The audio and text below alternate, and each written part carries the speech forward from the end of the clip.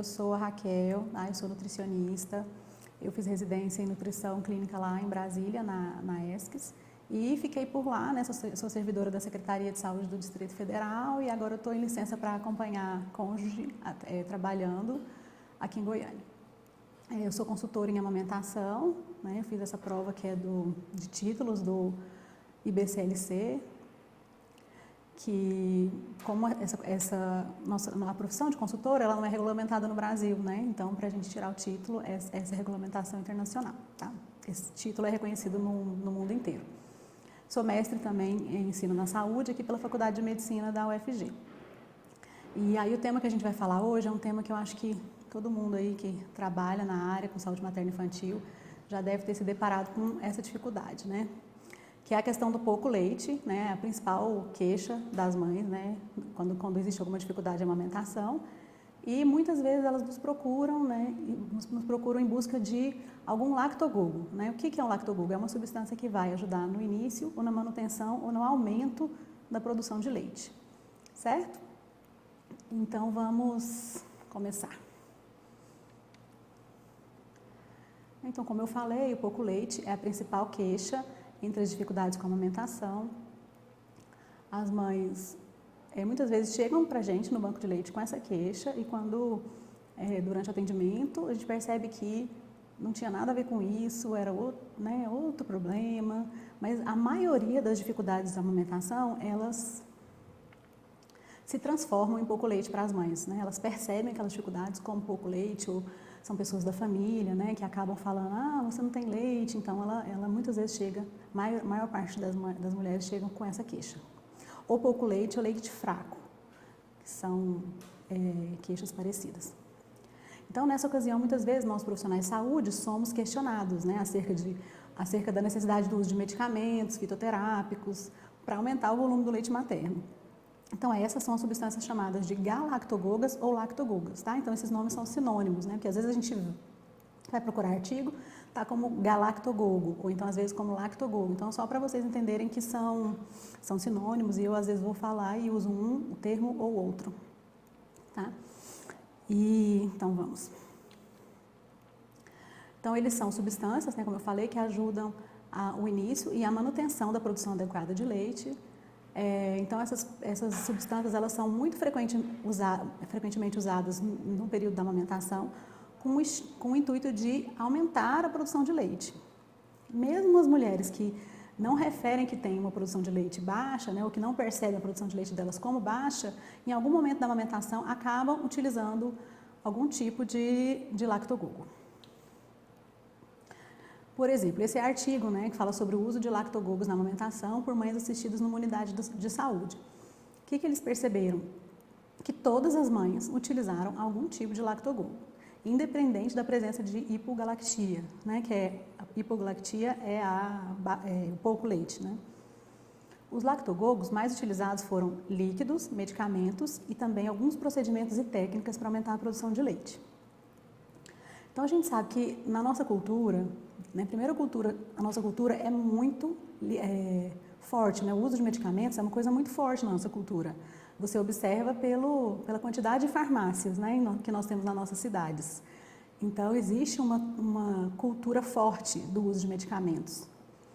E também essa questão de usar alimentos para aumentar a produção de leite também é cultural, né? Então a gente sabe, vocês vão ver aqui pelas pesquisas que eu vou mostrar, que são vários os medicamentos associados com o aumento da produção de leite, mas também são muitos os alimentos que estão relacionados com a produção de leite também, né? Que veio culturalmente isso, né? Come tal alimento, canjica, milho, que seu leite vai aumentar, tá? Então, nós vamos falar um pouquinho sobre isso, sobre até que ponto que é verdade ou não. Então, esse artigo também mostrou que a maior parte das orientações para o uso do lactogogos, eles foram repassados pelas avós maternas, né? Então, isso aí mostra também como que essa influência é cultural, né? Então, vai passando de geração em geração aquela informação de que aquele alimento aumenta a produção de leite. Então aqui, ó, vou só voltar para vocês verem, que é o artigo, tá? Continuo falando um pouco sobre ele, que é o uso de lactogogos por mães assistidas numa unidade de saúde da família. Então, nesse artigo, 90% das mães relataram que o leite diminuiu. Então, é uma sensação real que as mulheres têm.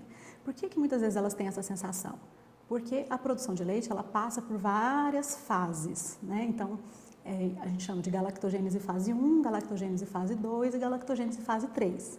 A galactogênese fase 1, ela acontece ainda na gravidez. A fase 2 é quando a gente tem a saída da placenta e uma rápida elevação da produção dos hormônios de produção de leite, que é a ocitocina e a prolactina. Então, quando a placenta sai e esses hormônios aumentam de forma muito rápida, é que vem aquela sensação da mama cheia dos primeiros dias de amamentação. Aos poucos, o corpo vai se adaptando, né? E aí a gente entra nessa galactogênese fase 3, que é quando a produção ela vem, né? O leite vai ser produzido de acordo com a necessidade do bebê. E é nesse momento que as mães sentem que a mama fica murcha, né? Elas referem muito, meu peito tá murcho, não tenho leite mais não. Mas é importante a gente ir explicando que isso é natural da amamentação, né? Então, por isso que 90% das mães relatam que o leite diminuiu, porque elas têm essa sensação de que a mama não está mais tão cheia, tão pesada, né? Por quê? Porque o organismo vai se adaptando. E normalmente, olha, tá vendo que 33% delas citaram que a produção de leite é uma redução do leite após o 4º mês? Porque normalmente a fase 3 da lactogênese, ela se inicia nesse período mesmo, assim, é por volta dos 3 meses que o corpo vai normalizando a produção de acordo com a demanda do bebê. E também é um momento em que a criança mama mais, né? Então, quer dizer, tem uma necessidade aumentada, né? Ganha mais peso, tem mais força de sucção. E aí elas vão relatando essa diminuição do leite, né? Porque o bebê mama mais e também porque vai acontecendo essa transição em que a produção de leite ela vai acontecendo de acordo com a necessidade do bebê, certo? Então, 90% relatam que o leite diminuiu, 45% responderam que isso aí aconteceu nos primeiros 15 dias de vida. 33% citaram que a redução após o 4º mês de vida e 18% no 2º mês de vida do bebê. A canjica, ela foi a mais citada pelas mães, né? Então foram 28 mães que disseram que comiam canjica para aumentar o leite, seguida da canja e da água. Então a água a gente tem que tomar cuidado, porque muitas vezes nós mesmos, profissionais de saúde, somos quem passa essa informação de que a pessoa precisa beber água para ela produzir leite. E o que a gente tem que fazer é mudar a forma da gente passar essa informação. Então, a mãe que amamenta, ela realmente precisa de ingerir mais água? Sim. Né? Então, por quê? Porque as necessidades hídricas da mulher que está amamentando, ela é por volta de quase 4 litros de água por dia. Mas por quê? Porque ela precisa repor o que ela perde com a amamentação. Mas beber mais água vai aumentar a produção de leite dessa mãe? Não. Né? Então, a gente vai falar um pouquinho mais sobre isso para frente. Então, ainda apareceu nesse estudo o uso de compressas de água morna, que a gente sabe que isso é um perigo, né? Porque além de queimar e realmente ele faz uma vasodilatação na mama, ele pode aumentar o risco de um engurgitamento, de uma mastite, tá? Banhos quentes, cerveja preta, massagem nas mamas e mingau de arroz. Então, além desses, também foram citados farinha de milho, chás, sucos, ameixa e medicamentos, como a metoclopramida e a água inglesa. Então, os principais medicamentos que estão associados com o aumento da produção de leite são a domperidona, a metoclopramida, o sulpiride e a ocitocina spray nasal. Desses medicamentos, o mais utilizado, vocês desculpem que tem um errinho aí, o mais utilizado é a domperidona. Tá? A domperidona ela é uma antagonista da dopamina e ela realmente aumenta os níveis de prolactina, certo? Esse medicamento ele é muito tradicionalmente assim, utilizado no Canadá e também no México E ele tem a vantagem, né, de trazer menos efeitos colaterais, porque esse medicamento ele não atravessa a barreira hematoencefálica, então ele tem menos efeitos colaterais e pode ser utilizado também por tempo indeterminado. Só que o que a gente tem observado? É que no Brasil, assim, a gente não faz essa indicação da forma como é feita no Canadá e no México. Que esse medicamento, ele não estimula a secreção láctea quando os níveis de prolactina já estão altos ou adequados. E nem mesmo quando existe uma outra dificuldade, né, da produção de leite, que é a insuficiência do tecido glandular. Então, nesses dois casos, não vai adiantar utilizar a domperidona. E quando é feito o uso da domperidona e que os níveis de prolactina já estão altos, pode acontecer, aumentam as chances, né, de uma mama cheia, de uma galactocele, de um engurgitamento e até de mastite, tá? Então, eu tive, inclusive, um caso essa semana de uma paciente que a pediatra recomendou o uso de domperidona, porque a mãe vem com essa queixa de baixa produção, e que aí foi por outras causas, né? E ela começou a utilizar o medicamento e teve uma galactocele. Então, realmente tem que ter um uso muito controlado e pensado. E entre os alimentos, né, os principais alimentos citados como galactogogos são o milho e os alimentos à base de milho, a canjica, o leite, né, é comum a gente escutar que tem que beber leite para poder dar leite, o arroz doce, canja de galinha, o suco de uva, né, tem sido cada vez mais comum tem aparecido muito na mídia a questão do suco de uva, a cerveja preta e o chamate com leite. Então, pouco tempo atrás, eu vi uma dessas blogueiras de maternidade patrocinada por uma empresa de suco de uva, amamentando o bebê, tomando suco de uva e falando que ela toma suco de uva para aumentar a produção de leite. E aí, nessa extensa revisão de literatura que eu fiz, assim, para trazer para vocês, ele não aparece, em momento algum, suco de uva como um lactogogo, tá? As principais plantas citadas: água inglesa, algodão, cardo santo, é um chamisto da mamãe, né, que esse chamisto tem sido vendido em todas as farmácias, tem uma empresa que produz, o feno grego, framboesa e gengibre. Então, entre as minhas pacientes, que eu mais vejo, assim, as pessoas que aparecem para mim, é esse chamisto. Ele está sendo, pelo menos aqui em Goiânia, bastante utilizado. Ainda não existe uma evidência segura para o uso e para a indicação de ervas para o aumento da produção de leite, tá? Então, esse artigo, tá vendo? Fala sobre o uso, a percepção e a eficiência e também a safety, né? Que é assim, se isso é seguro, sobre os lactogogos à base de ervas. É um estudo qualitativo, tá? E o que esse estudo mostrou? Que as lactantes, elas percebem um aumento na produção de leite com a utilização do feno grego. E essa outra revisão, eu quero só destacar, né, que a lista de registro, né, simplificado de fitoterápicos da vigilância da Anvisa, ela não estão, né, esses lactogogos, eles não estão nessa lista que é autorizada pela Agência Nacional de Vigilância Sanitária, tá? Então, esses medicamentos não estão autorizados pela Anvisa para uso como lactogogos, tá? Mas nós vamos falar aqui sobre cada um, porque a gente sabe que essas dúvidas aparecem, né, chegam para a gente, né, o tempo todo chegam para a gente, as mães muitas vezes já utilizando, né, já compraram, já estão fazendo uso dos produtos. Então, o álcool, né, então a gente viu ali que a cerveja preta é um dos mais indicados, né, e é antiga essa questão da cerveja preta, né, então vem de geração em geração mesmo, falando que ela aumenta a produção de leite. Então, o que é que a gente percebe, né, que a literatura mostra? Que a ingestão de etanol na quantidade de 1,5 a 1,9 gramas por quilograma de peso corporal pode reduzir de forma significativa o reflexo da ejeção de leite. Então, ela pode diminuir em até 20% a ingestão de leite pelo lactente. Então, profissional de saúde, a gente nunca vai indicar o consumo de álcool, né? Mas é importante que quando eles chegam para a gente com essa demanda, né? Olha, eu estou bebendo cerveja preta, fazendo tudo para aumentar, eu sei usar, estou fazendo de tudo para aumentar meu leite. Estou bebendo cerveja preta, estou comendo canjica, mas ainda está pouco.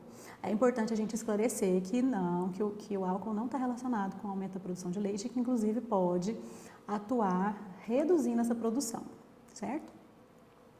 A outra, que ele sempre fala, estou bebendo muita água. Ótimo, você precisa mesmo beber muita água, né? Então, olha lá, a recomendação hídrica diária é cerca de 3,8 litros, né? Claro que depende da atividade física, do clima, né? Mas a ingestão de líquidos em excesso, ela não ocasiona a cerveja sem álcool. Sim, claro que a mãe pode beber, mas só que isso aí não está relacionado com o aumento da produção de leite, entendeu? Assim, não existe relação entre o uso de cerveja e o aumento da produção de leite, certo?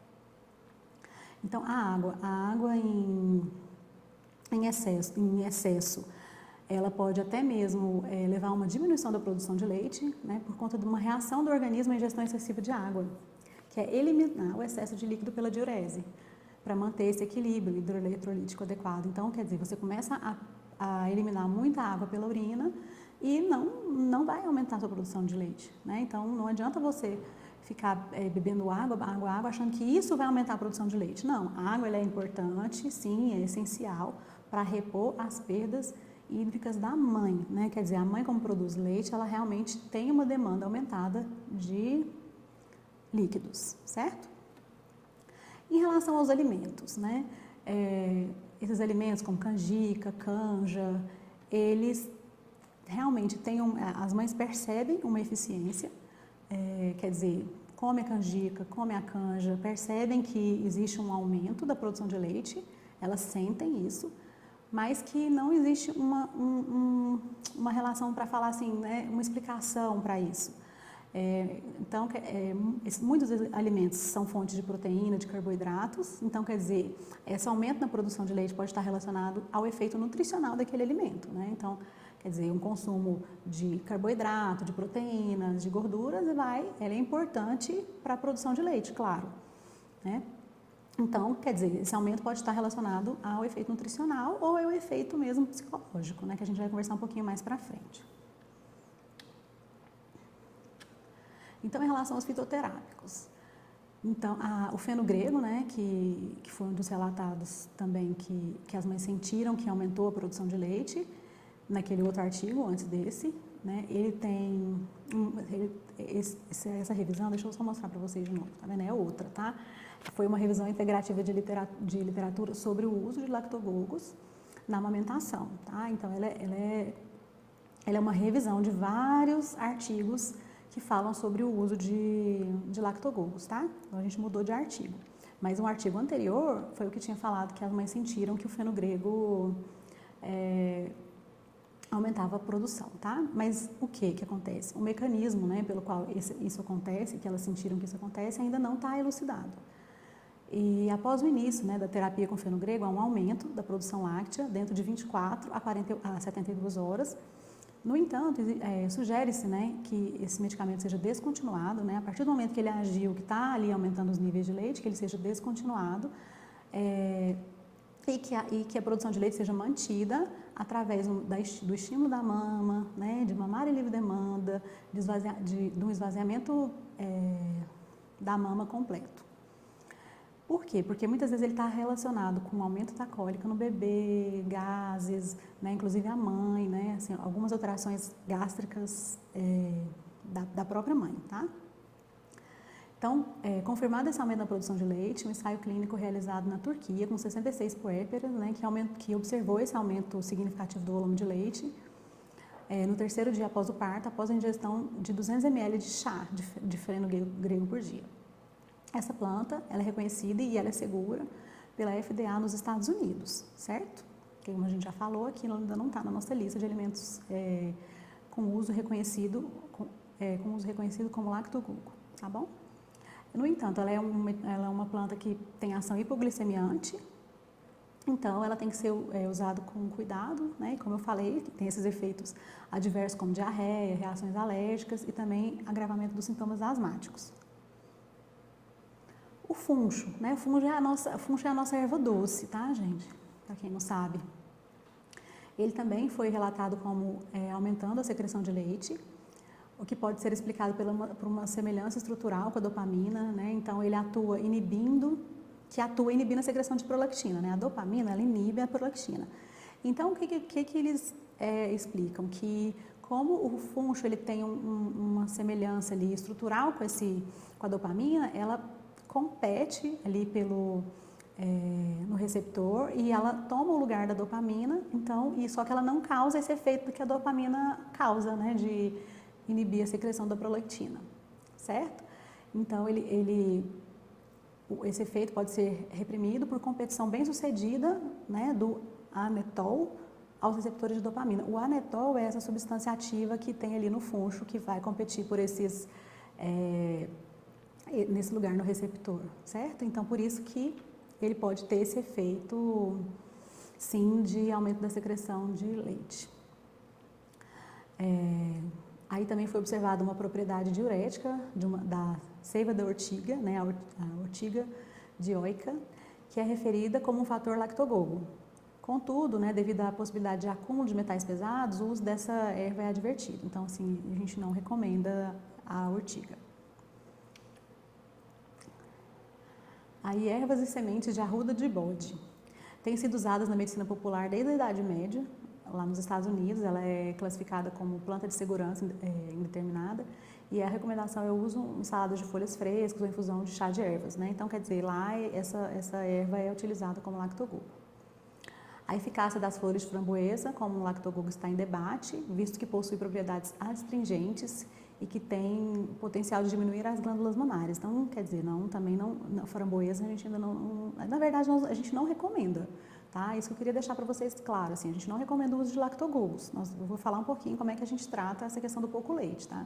Mas eu quis trazer um comentário de cada erva para vocês entenderem, né? O que é que tem sido usado, as coisas que aparecem para a gente, se existe ação na literatura, o que a literatura vem dizendo sobre cada um desses lactogogos, certo?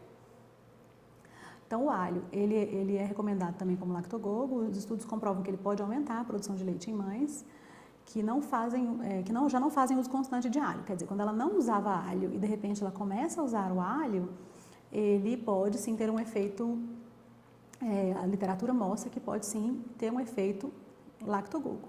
Porém, ele é contraindicado porque ele pode causar cólicas no bebê. Então, quer dizer, eles observaram que tinha o efeito lactogogo, mas que aumentou as cólicas do bebê.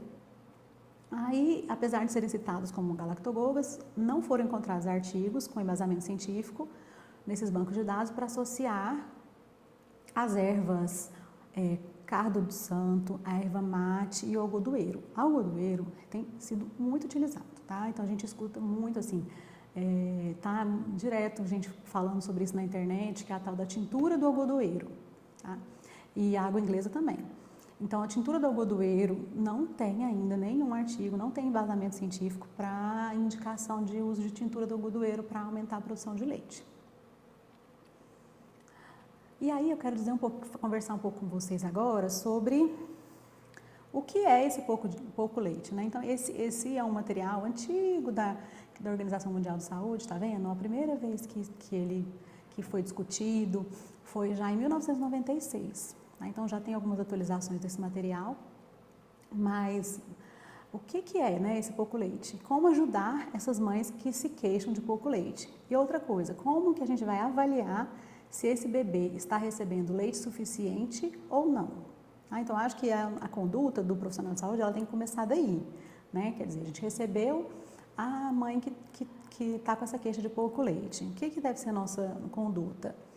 Né? Então, ela chega para a gente, ela está certa de que ela tem pouco leite. O que ela quer? Uma solução rápida. Então, normalmente, o que ela procura? Me dá um remédio para meu leite aumentar. Ou então, estou tomando isso. O que eu posso tomar? Né? Então, ela já chega assim. O que eu posso tomar que eu estou com pouco leite?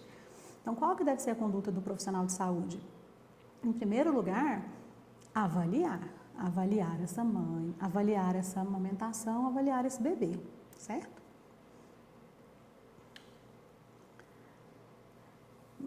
Então, são principalmente 2 sinais que mostram de forma confiável que o bebê não está mamando leite suficiente. Isso que é o pouco ganho de peso, né? Então, o bebê que não ganha peso de uma forma adequada, ou o bebê que tem alguns sinais de desidratação, como, por exemplo, a eliminação de pequena quantidade de urina e de urina concentrada. Então, uma regra que é bastante útil é se o bebê está abaixo do seu peso de nascer após 2 semanas de idade. Então, quer dizer, aquele bebê que vem para a consulta, que já tem 15 dias e que não recuperou ainda o peso do nascimento. Ou se ele ganha menos de 500 gramas ao mês durante os 6 primeiros meses de vida.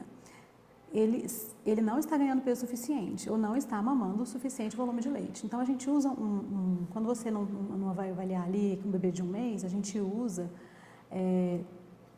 uma regra de 15 gramas dia. Ele tem que ganhar pelo menos mais do que 15 gramas dia. Mas se é um bebê que ganha entre 15 e 20, menos de 20, já é um bebê que a gente vai acompanhar mais de perto.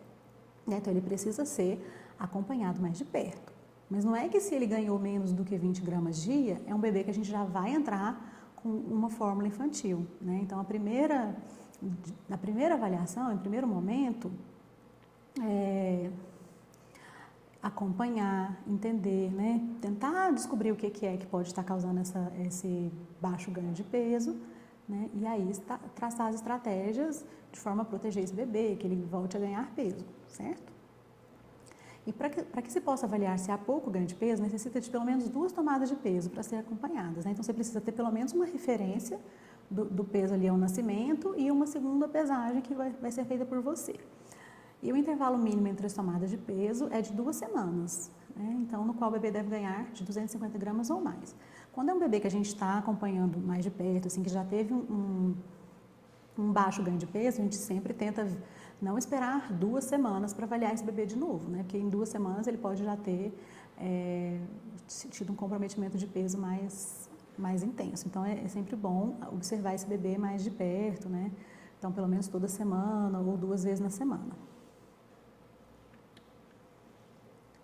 Então, como eu já falei, né? Se o bebê ele urina menos de 6 vezes no dia, se essa urina está amarela, se ela tem odor forte, o bebê ele não está mamando leite suficiente, né? Então, isso aí é um fato, tá? E aí, nós temos que tomar cuidado também com uma recomendação que tem sido frequente de que o bebê tem que dormir a noite inteira, né? Isso aí, eu tive problema há pouco tempo atrás com um bebê que veio ganhando pouco peso, né? Que recebeu as orientações lá para aumentar a ingestão do próprio leite materno, mas que a mãe teve essa recomendação de que o bebê tinha que dormir a noite toda. Então, era um bebê que não tinha nem recuperado ainda o peso do nascimento, e aí a mãe estava deixando ele dormir a noite inteira, né? Então, assim, passar uma noite inteira sem mamar para um bebê recém-nascido é muito grave, né? Então, assim, é um bebê que ele precisa de ter várias mamadas, inclusive à noite, para poder tanto ganhar peso como para poder se hidratar, né? Então, nós temos que estar numa moda aí de que o neném tem que dormir a noite toda, né? Isso tem que ser bem cuidado, porque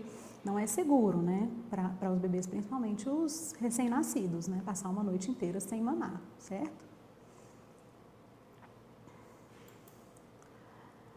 Então, existem alguns outros sinais que podem significar que o bebê não está mamando o suficiente. Então, quando a mãe chega com essas queixas, né? Nós temos que dar atenção, né, acolher essas queixas, mas não significa que o bebê está mamando pouco ou que ela tenha pouco leite, mas são queixas em que a gente tem que ligar a anteninha, né? Então, assim, estar atento, que podem estar relacionadas com uma ingestão insuficiente ou não, certo?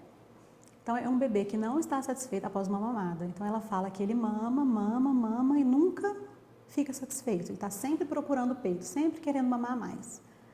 É um bebê que chora muito, ou que quer mamar com muita frequência, né? Então, ela chega cansada, falando que ele quer mamar toda hora, né? A gente tem que avaliar, mas não necessariamente aceitar que ela tem pouco leite. É o bebê que faz mamadas muito longas, né? Então, assim, uma ou até 2 mamadas muito longas por dia, elas são, é um padrão normal do bebê, né? Ele pode chegar a fazer 1 ou às vezes até 2 mamadas muito longas que a gente fala assim, mais do que 40 minutos mamando, né? Quando ela fala, o bebê fica 1 hora mamando. Aí a primeira pergunta é, quantas vezes no dia ele faz isso, né, de ficar mamando mais de 1 hora? E aí, se é uma vez ou no máximo 2 vezes, não é tão preocupante. Mas se ele começa a fazer várias mamadas muito longas ao longo do dia, pode ser um sinal de que a mamada, né, a sucção dele não está sendo eficiente. Ou é um bebê que se recusa a mamar, apresenta fezes duras, secas ou verdes, apresenta fezes em pequena quantidade e pouco frequentes, né? Então, isso aí pode ser um sinal, sim, de que ele está recebendo pouco leite. Os sinais possíveis relacionados à mãe, né? Então, quer dizer, quando ela vem com essas queixas, né, de que as mamas não cresceram durante a gravidez, de que o leite não desceu depois do parto, ou que ela apertava o peito e que não saía leite, né? E daí tem que tomar cuidado com essa questão de apertar o peito para sair leite, porque é uma prática que muitas vezes é feita de forma equivocada nas maternidades, né? Quer dizer, os profissionais chegam, né, apertam ali a mama daquela mãe sem ter feito um preparo adequado para isso, e aí realmente não sai leite, e aí começa a falar, não, você não tem leite. Começa o próprio profissional de saúde trazer esse problema para a mãe, que muitas vezes não é real, né? Então, principalmente que a gente sabe, porque ali nos primeiros dias ela produz colostro, né, que o colostro ele tem uma densidade mais alta, né, ele tem um volume menor, e que não é apertando o peito da mãe que você vai conseguir saber se ela está produzindo colostro ou não, né? Então, são outros sinais, né? Quer dizer, você vai avaliar o bebê, vai avaliar a mamada, pode fazer uma massagem ao redor de toda a mama da mãe, com permissão da mãe, né? Sempre. E aí, com as mãos atrás da areola, aperta, segura e solta, e aí isso várias vezes. E aí, lá daí uns 3 minutos, é que vai começar a sair ali alguma gotinha de colostro, né? Então, não é simplesmente ir lá apertar e falar que não tem leite, né? Então, infelizmente, isso acontece muito, né? E as mães, ali, principalmente ali logo depois do parto, elas acolhem muito isso, né? Então, olha, não saía leite quando espremia meu peito, né? Então, o que a gente tem que fazer, na verdade, é uma avaliação muito mais completa do que simplesmente essa de apertar o peito para ver se tem leite. Então, é avaliar a mama, sim, claro, avaliar o bebê, então, os sinais que aquele bebê dá naquela mamada, né? Então, se é um bebê que pega o peito, suga, que você observa que ele engole, que ele mantém uma mamada por um período mais longo, né? Então, aí já começa a perceber que pode não ser pouco leite, né? Que essa mãe pode não estar com pouco leite. E o que é importante é descobrir as causas da dificuldade com a amamentação, né? Então, não partir para o uso de um lactogogo sem descobrir as reais causas daquela dificuldade que aquela família apresenta. E podem ser várias, né? Vamos falar um pouquinho sobre isso.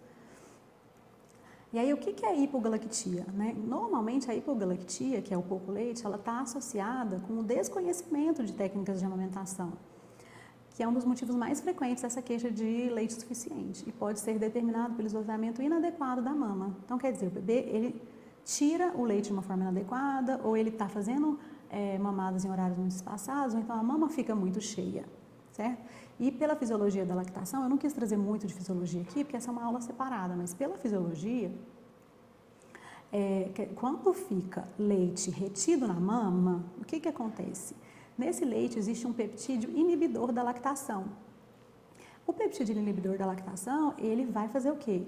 Reduzir a produção de leite. Então, muitas vezes esse leite insuficiente, o pouco leite, ele é já um sinal, um sintoma de um processo de desmame, né? Então, uma mãe que às vezes vem com alguma dificuldade e por algum motivo não esvazia a mama de forma adequada, ela começa a realmente entrar em um processo de desmame que vai culminando realmente com a baixa produção de leite, mas que se atendido, né, se aquela família é atendida e se as causas daquela queixa de pouco leite, elas são diagnosticadas e descobertas, a gente consegue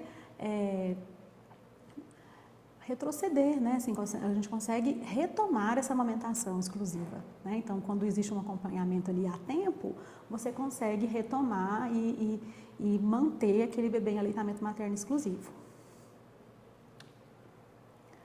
Então, normalmente, as causas reais da hipogalactia, quais são? É uma má pega do complexo areolo-mamilar, então, um bebê que fica ali mamando só no mamilo, ele não consegue retirar leite de uma quantidade, né, de uma quantidade adequada, ele não consegue fazer uma mamada eficiente, né? Então é aí que ele faz mamada longa, aí que ele machuca a mãe, e aí ele vai dar sempre sinais de que está insatisfeito, e aí a mama fica, não se esvazia completamente, então quer dizer, começa realmente a atrapalhar a produção de leite. São mamadas infrequentes, muito curtas, né? Então um bebê que mama pouco, ou porque espaça muito, ou porque a mamada é muito curta. A amamentação com horários pré-determinados, né, também pode causar a baixa produção de leite. Aí, como eu já falei, a ausência das mamadas noturnas, né, porque a prolactina, que é o hormônio responsável pela produção de leite, é um hormônio que tem o pico de produção desse hormônio é noturno.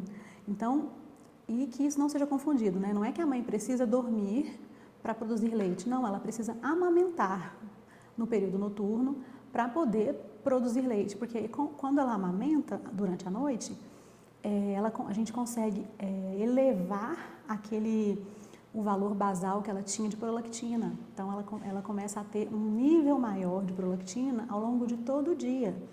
Então, é importantíssima essa mamada noturna. Então, quando a mãe amamenta o bebê à noite, ela eleva esses níveis de prolactina e muitas vezes ela vai referir que de manhã a mama estava cheia, que ela percebeu que ela tinha mais leite, né? Então, ela tem aquela sensação, quando ela acorda de manhã, de boa produção, né? Então, a gente começa a mudar isso aí quando a gente vai orientar a mãe a retomar essa mamada noturna. O engurgitamento mamário é uma causa, né, como eu já falei, de queda na produção de leite, né? Então, a gente consegue melhorar essa produção de leite quando a gente orienta a mãe a retirar o leite em horários pré-definidos, então, assim, ou várias vezes ao dia, né? Então, a gente sempre recomenda, assim, tirar o leite de 3 em 3 horas, ou pelo menos 5 vezes ao dia, né? Para ir melhorando essa produção de leite, para a mama não ficar cheia. O uso de complementos com fórmula infantis é um dos fatores também que abaixa a produção de leite, porque eu explico para as mães assim, ó, o seu corpo ele não entende que seu bebê está usando aquele outro leite. Então, é isso que vai acontecer, né? Quando você entra naquela fase da galactogênese fase 3, o corpo ele não vai produzir a quantidade de leite que o bebê retira do peito. Então, se ele não está retirando aquela quantidade, né, que está sendo oferecida pela fórmula infantil, quer dizer, sempre que é oferecida a fórmula infantil, o bebê vai mamar menos, né? Então, quando ele mama menos, a produção de leite também cai, né? Então, não é que eu estou falando contra o uso de fórmula infantil, não, mas eu acho que o uso das fórmulas, ele tem que ter uma indicação, né, uma indicação real, né, com vários fatores analisados, com a causa da dificuldade da amamentação já diagnosticada, então ele é um uso acompanhado, né? Então, se você quer preservar a amamentação, o uso de fórmula infantil tem que muitas vezes ter começo, meio e fim, a não ser que, claro, né, existe algum comprometimento, né? Então, ou algum problema da criança ali que ela realmente não vai conseguir amamentar, que já foi diagnosticado, né? Porque eu acho que em amamentação eu aprendi muito cedo que nunca diga nunca, né? Então, assim, a gente não pode rotular, por exemplo, uma mãe que tem cirurgia na mama, não, ela não vai conseguir amamentar, então já vamos usar o complemento para o bebê?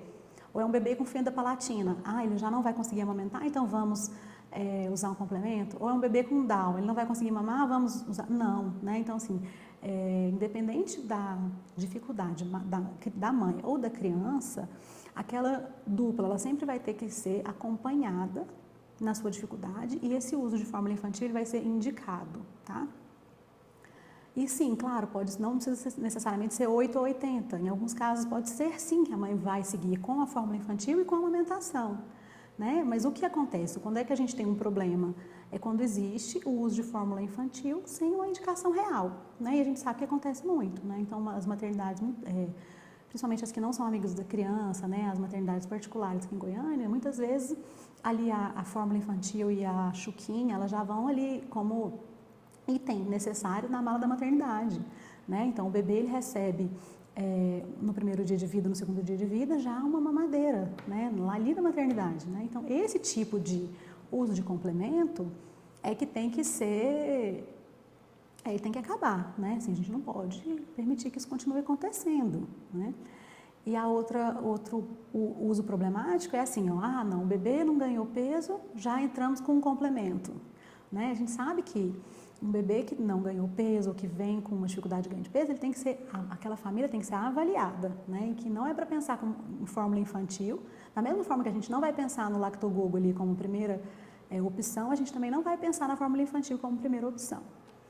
Então, o uso de chupetas e de protetores de mamilo, tá? Ele compromete e ele pode levar a uma hipogalactia. A chupeta, por quê? A gente já sabe, né, pela questão da confusão de bicos, o bebê ele começa a mamar de uma forma diferente, né? Quando o bebê chupa chupeta, a forma de posicionar a língua, a forma de sugar, a forma como ele abre a boca, ele vai para o peito, muitas vezes não consegue pegar, né? Então, os principais sinais de confusão de bicos é um bebê que vai para o peito, ele abre a boca, ele chora, ele não consegue pegar, ou então que ele faz mamadas curtas, ele começa a sugar, ele larga o peito, ou então quando a mãe vai colocar ele pega e solta, ou também uma queixa muito de confusão de bicos é que o bebê briga com o peito, ele começa a bater a cabecinha assim no peito e ele não consegue pegar, mas ele sugando de uma forma inadequada, ele pode também fazer com que a mãe produza menos leite. Outra coisa que a chupeta faz é um espaçamento das mamadas, né? Então, muitas vezes aquele bebê acorda ali já dando sinais de fome, né? Virando a cabecinha, procurando, alguém vai e coloca a chupeta. E aí ele acaba sugando aquela chupeta, ele pode relaxar, voltar a dormir e ele faz um intervalo maior entre as mamadas. Isso aí pode levar ao engurgitamento mamário, a mãe fica com a mama cheia, não extrai tanto leite, atrapalha o ganho de peso e também atrapalha a produção de leite da mãe.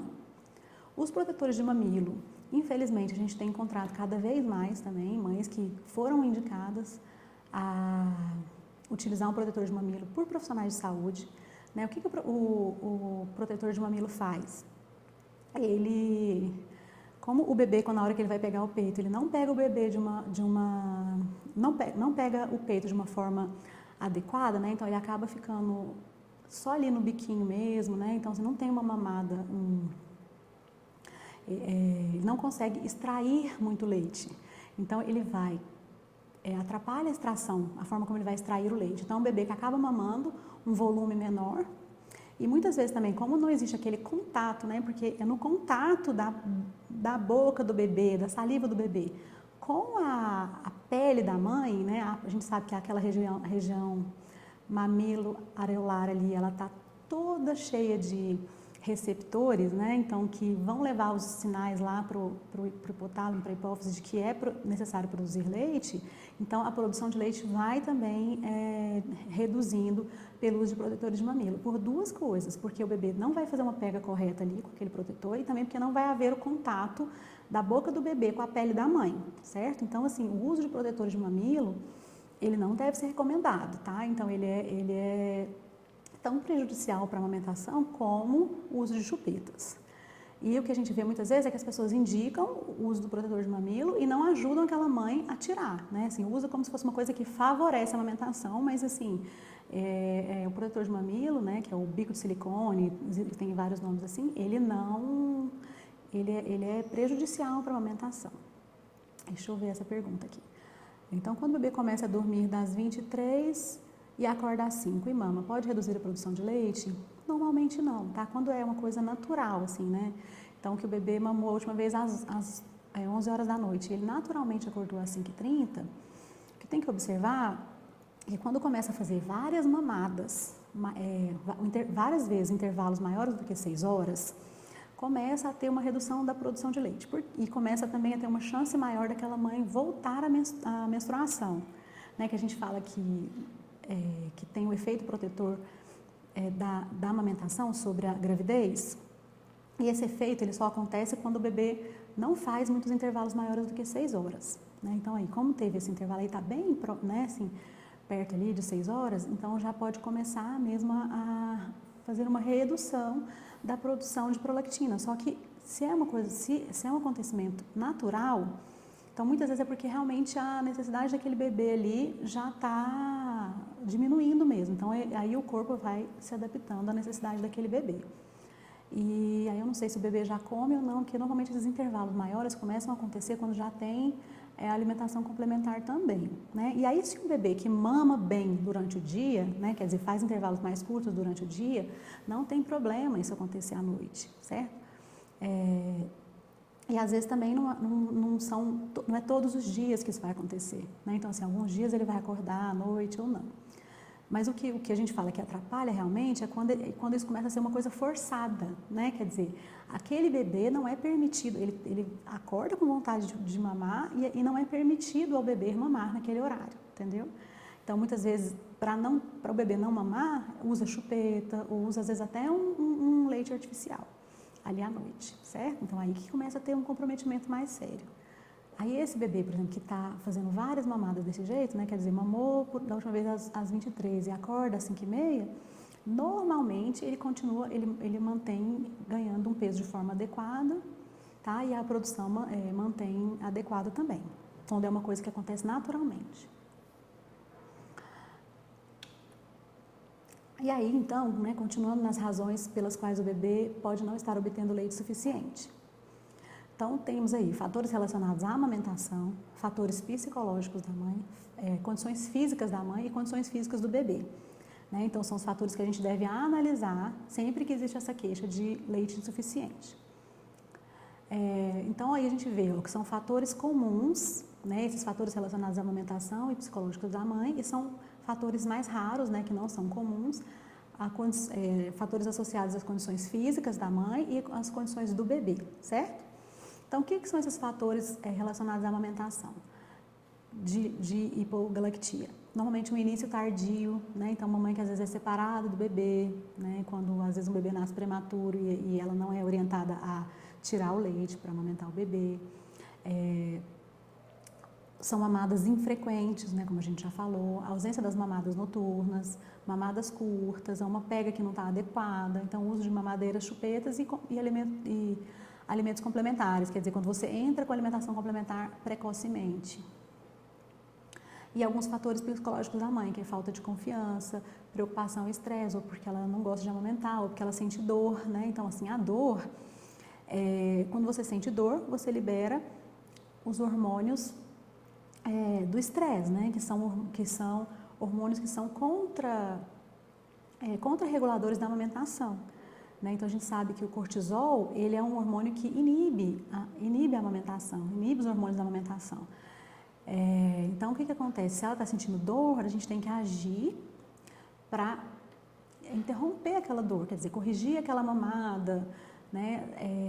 Ou às vezes vai ser importante fazer uma pausa na amamentação, retirar o leite, esperar cicatrizar a mama, para depois você voltar esse bebê para o peito. Então, porque se ela está sentindo dor, pode realmente ir começando a diminuir a produção de leite. Né? Então, uma rejeição do bebê, uma mãe que ele teve algum problema, ela precisa ser acompanhada ali por uma equipe, por um profissional que vai ajudar ela a resolver aquele fator psicológico que pode estar fazendo aquele pouco leite. Um excesso de cansaço também pode levar a baixa produção de leite. Então, quais são esses fatores pouco comuns, né? Então, eles associados às condições físicas da mãe. Então, são pílulas anticoncepcionais que ela usa, são diuréticos, é uma outra gravidez, é uma desnutrição grave, né? É o uso de álcool, de fumo, é uma retenção placentária, que é aí que a gente percebe ali nos primeiros dias, né, do bebê, que é uma condição rara. E também uma mama pouco desenvolvida, que é muito rara, né? Muito rara. Então, o que é essa mama pouco desenvolvida? É uma mama que ela é muito separada uma da outra, ela é muito pequena e ela não tem volume e é uma condição rara, né? Então, a gente não vê muito. As condições associadas ao bebê, é um bebê que tem alguma doença, né? Ou que tem algum tipo de dificuldade, né? E também são condições raras. E aí, o que é a realidade do pouco leite, né? A maior parte dos bebês que não engordam, eles não precisam de outro leite, ou eles não precisam de um galactogogo. Eles precisam mamar mais ou mamar melhor, né? Então, não de uma mamadeira e não é aquela mãe que precisa de um lactogogo, né? O que a gente precisa fazer é um diagnóstico daquela causa e fazer com que esse bebê mame mais e mame melhor, certo? E aí eu quis trazer para vocês aqui o Power Pumping, que é uma técnica que tem sido muito utilizada nos Estados Unidos. Eu não sei se vocês conhecem um pouco, mas a cultura americana, ela não é igual à nossa cultura de amamentação, né? Claro, o Brasil está campeão aí de apoio, de promoção, de crescimento nessa área da amamentação, mas o que acontece nos Estados Unidos muitas vezes é que as mães, como elas não têm a licença maternidade, quando elas querem amamentar, elas usam retirar o leite e deixar para o bebê, né? Então, elas amamentam muitas vezes exclusivamente, mas não diretamente no peito. Então, isso aí, né, como a gente já viu, compromete a amamentação. Por quê? Porque é necessário aquele contato do bebê com a mãe, né, para estimular a produção de leite. E aí, então, eles usam muito o pumping, né, que eles chamam, que é tirar o leite com as bombas de infusão, com as bombas tira-leite, né? Então, é uma coisa muito usual nos Estados Unidos o uso de bomba para tirar leite, tá? Então, está muito associado com a amamentação, né? Então, sempre que elas amamentam, elas normalmente têm uma bombinha em casa, é uma coisa mais, claro, mais fácil acesso lá. Então, essa técnica de Power Pump é uma técnica que está sendo muito utilizada nos Estados Unidos para aumentar a produção de leite, né? Então, o que consiste a técnica? Essa mãe, ela vai ordenhar, né, tirar o leite materno com a bomba durante 20 minutos, isso em cada mama. Cada mama não, desculpa, não é 20 minutos em cada mama não, sim. São 20 minutos nas duas mamas. E aí isso, enquanto o leite, ou então 20 minutos, ou então até o leite parar de gotejar, né? Então, quer dizer, não está saindo leite mais. Aí ela descansa por 10 minutos, depois ela tira leite por mais 10 minutos, depois ela descansa por mais 10 minutos, depois ela tira leite por mais 10 minutos. Quer dizer, é um processo bem cansativo, bem exaustivo, e ele é recomendado que ela faça isso pelo menos três vezes ao dia e por pelo menos 3 dias, tá? E aí, sim, essa técnica tem demonstrado realmente aumentar a produção de leite, tá? E faz todo sentido quando você analisa a fisiologia da lactação, né? Quer dizer, quanto mais leite você tira, mais leite você produz, certo? E aí eu queria que a gente parasse um pouquinho agora para pensar, né, para refletir um pouco sobre o uso das substâncias lactogogas. E aí, quando eu reflito, né, e eu acho que todo mundo aqui com a aula deve ter pensado bem parecido, né, que esses medicamentos ou ervas, eles deveriam ser indicados quando existe um déficit real na produção de prolactina e que não responde ao estímulo da sucção do bebê. Né? Porque muitas vezes a mãe faz um déficit na prolactina, por quê? Porque ela está espaçando a mamada, porque ela não está amamentando à noite, ou porque o bebê está usando uma chupeta, né? E aí existe a primeira coisa que a gente deveria fazer é corrigir o erro que está levando a esse déficit de prolactina antes de indicar um galactogogo, né? Porque até a gente viu, mesmo a domperidona, ela só vai ter ação quando existe realmente um déficit real na produção de prolactina, certo? Agora, se esse lactogogo, ele não é um medicamento, né? Nem natural, nem um medicamento, né? Como a gente viu ali, que as substâncias lactogogas, as ervas, elas não estão autorizadas pela Anvisa, né? Então, quando a gente está falando sobre alimento, por exemplo, eu acho que o interessante é a gente utilizar o bom senso, né? Pois o carinho e o cuidado, eles não fazem mal para ninguém. Então, não tem problema, por exemplo, se aquela família acredita, né, e vem de geração em geração, dizendo que a canjica, por exemplo, aumenta a produção de leite, não tem problema nenhum, né, em que a mãe receba aquela canjica. Às vezes a avó vai trazer, ou a família inteira faz canjica, ou então goiabada, né? Então, quer dizer, se é uma comidinha gostosa, se foi preparada com carinho para a mãe, né? Então, carinho e cuidado, eles não fazem mal, né? Então, que ela, quando ela traz para mim, né? Então, elas trazem para mim, não, mas a minha família faz sei lá, angu, curau, e eu falar, você gosta, né? Então, em primeiro lugar, é assim, se ela gosta, se ela come com prazer, né? Aquela comida. Então, se ela gosta, se ela come com prazer, se ela se sente amada, se sente cuidada, isso com certeza vai aumentar a produção de leite, porque é um momento ali de relaxamento, de cuidado, né? Então, comida gostosa preparada com carinho, né? Massagem nas costas, escalda-pé, permitir que a mãe descanse, né? Permitir que ela tome um banho. Tudo isso aí são ações que vão, sim, contribuir para o aumento da produção de leite, certo? Então, não tem problema nenhum, sabe? Não é, não é problemático. O problema seria se a gente falasse assim, não, come canjica que seu leite vai aumentar, né? Aí isso aí a gente não vai fazer, porque não existe uma comprovação científica disso, mas que se ela traz, né, de que isso é um hábito da família, que isso é uma cultura da família, não tem por que a gente interferir, certo? Acho que era isso. Aí eu trouxe aqui as principais referências, tá? Quem quiser se aprofundar um pouquinho mais, tá? A gente sempre deixa o e-mail, né? Então, para quem quiser entrar em contato, mandar dúvidas, não tem problema nenhum, tá bom? Queria agradecer a todos pela presença. Se ainda tiver mais alguma pergunta, não sei se dá tempo, já são 11, né? Um tempinho aqui, se ainda tiver mais alguma perguntinha, pode mandar também, né? Por e-mail e pode mandar depois, tá bom? Muito obrigada, pessoal. Até mais.